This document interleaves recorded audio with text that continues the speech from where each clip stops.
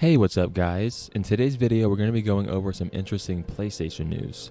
Now, the first thing I want to talk about has to do with the possible price of Grand Theft Auto 6. So, reading from PlayStation Universe, the headline reads, Grand Theft Auto 6 price expected to hit $100, says analyst Michael Pachter. Wedbush Morgan Securities analyst Michael Pachter has joined the growing chorus of folk who believe Grand Theft Auto 6 will retail for $100. Quote, I expect a $100 price point for the game. The game will be immensely profitable. It will likely generate $10 billion lifetime and another $500 million annually from GTA Online, unquote. In addition, Pachter feels that development costs for Rockstar Games' highly anticipated crime opus will reach $1.5 billion. Meanwhile, Louis Woolridge of Ampere Analysts added that GTA 6 is probably the most anticipated game of all time. We can expect it to be one of the most expensive games ever made. So yeah, guys, I mean, obviously that last part there is no duh. This is obviously not only the most anticipated game of all time, but this is the most anticipated piece of entertainment ever. Nothing will make as much money or have the eyes on it like Grand Theft Auto 6 whenever it releases next year. So, I mean, we've heard from multiple people this year that they're predicting or they're hearing people at Rockstar say that this game is going to cost $100. Now, me personally, I don't want to pay $100 for GTA 6. I'd rather pay $70, but GTA 6 is the one game where I will, without question, I will pay $100. Hopefully that doesn't happen, but if it does, I'm not going to pass on a game of probably our entire lives over $30.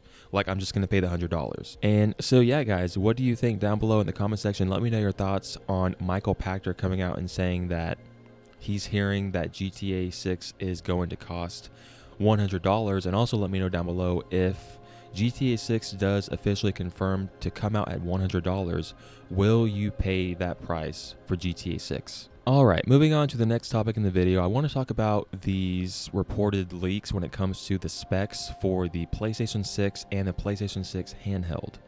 So once again, reading from PlayStation Universe, the headline reads, PS6 and PS6 handheld specs reportedly leak with mention of PS5 and PS4 backwards compatibility, release targeting fall 2027, early 2028. YouTuber Moore's Law is Dead has provided a slew of new details on Sony's long-rumored PS6 and PS6 handheld console, which provides info on technical specifications, release date, and more. Quote, anyone remember the PlayStation 4? It was a console that made the choice to not go all out in specs so that it could have mass market appeal after the previous generation left some people feeling burned with how expensive it was at its launch.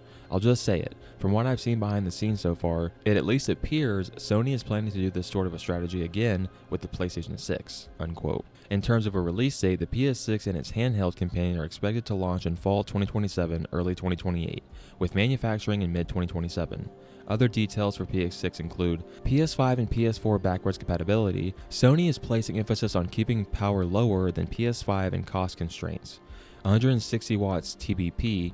PS6 will be powered by 8 Zen 6 or later cores with 40 to 48 RDNA 5 compute units at 3 GHz plus 160-bit or 192-bit bus featuring GDDR7 at 32 GTS.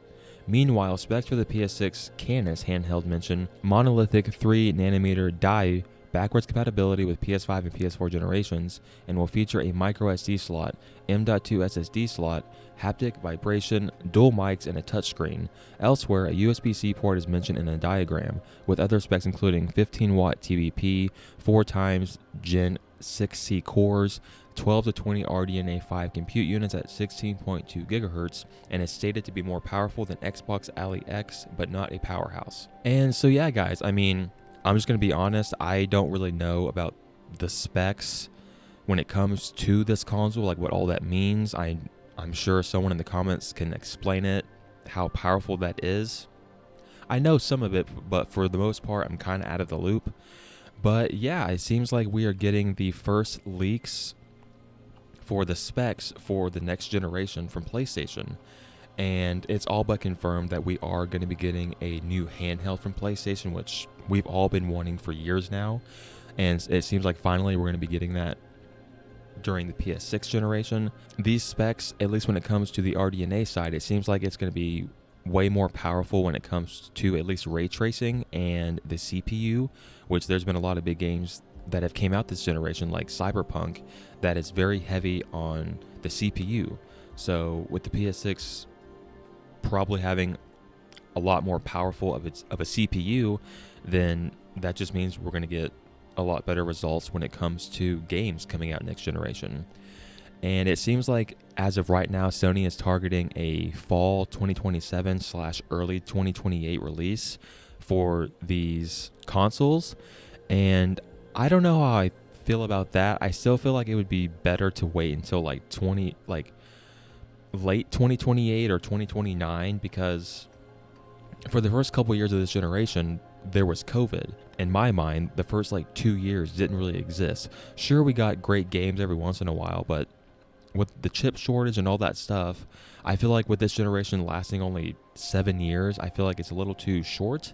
I feel like we still need a couple more years to fully take advantage of even the PS5 Pro, because that just came out last year. But yeah, what do you guys think? Down below, let me know your thoughts on these rumored leaked specs for not only the PlayStation 6, but also this PlayStation 6 handheld. Alright, moving on to the final topics in the video, I want to take some time to go over some updates regarding Mafia The Old Country. Now, the first thing I want to talk about when it comes to Mafia The Old Country is the confirmation of PS5 Pro support.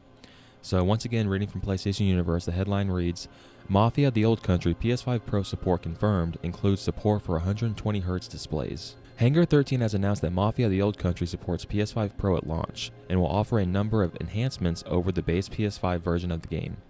PS5 Pro support includes higher dynamic resolution for both quality and performance modes, VRR support and compatibility with 120Hz displays. As previously reported, quality and performance modes will be supported for consoles at launch, with Mafia The Old Country running at an average of 60 FPS in performance mode. So yeah guys, it's safe to assume that pretty much every game that comes out now, unless maybe like small indie games, are going to get PS5 Pro support. It's just a matter of if it's going to happen at launch, or if it's going to be 6 months later or 2 months later.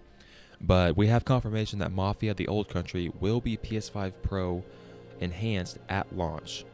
Now, this game is a game I'm looking very much forward to. I love that it's very linear, it's story driven. The main story is only like 10 or 11 hours, so that sounds awesome to me.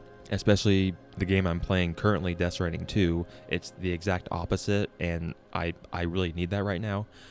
But yeah, they also confirmed that on the base PS5, Mafia The Old Country in performance mode will run at 60 FPS. So obviously, knowing that this game's Pro enhanced and it supports VRR, obviously we're going to be getting frame rates higher than that. We just don't know if it's going to be up to 120, like a locked 120 or 90.